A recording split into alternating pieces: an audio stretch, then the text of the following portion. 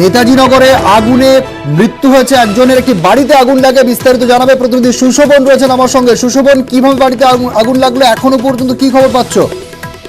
দেখো, দমকলের দুটি ইঞ্জিন নেতাজি নগরের রায়পুরে ইতিমধ্যেই পৌঁছেছে এবং আগুন কিছুটা হলেও নিয়ন্ত্রণে এসছে।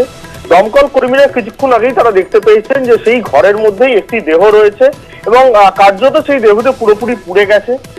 সেই ব্যক্তি তিনি আদৌ ওখানে কি করছিলেন বা বেরোতে পেরেছিলেন কিনা বা কতটা কি চেষ্টা করেছিলেন সেটা কিন্তু এই মুহূর্তে জানার চেষ্টা করছে তদন্তকারীরা, যদিও দেহটিকে বার করা সম্ভব হয়েছে এবং ইতিমধ্যেই ঘটনাস্থলে নেতাজিনগর থানা পৌঁছেছে এবং পুরো বিষয়টা দেখার চেষ্টা হচ্ছে এবং কি কারণে মৃত্যু বা কিভাবে মৃত্যু সেটা পরবর্তীকালে জানা যাবে এবং আগুনটাও কিছুটা হলেও নিয়ন্ত্রণ আনা সম্ভব হয়েছে, যদিও দমকলের দুটি ইঞ্জিন ঘটনাস্থলে রয়েছে। বিধি সংখ্যা একদমই সুশোভন, আমরা সুশোভনের সঙ্গে কথা বললাম। নেতাজি নগরের রায়পুরে একটি বাড়িতে আগুন লাগে এবং একজনের মৃত্যু হয়েছে বলে খবর পাওয়া যাচ্ছে। কিভাবে আগুন লাগলো, ঠিক কি ঘটনা, পুরো বিষয়টি তদন্ত সাপেক্ষ।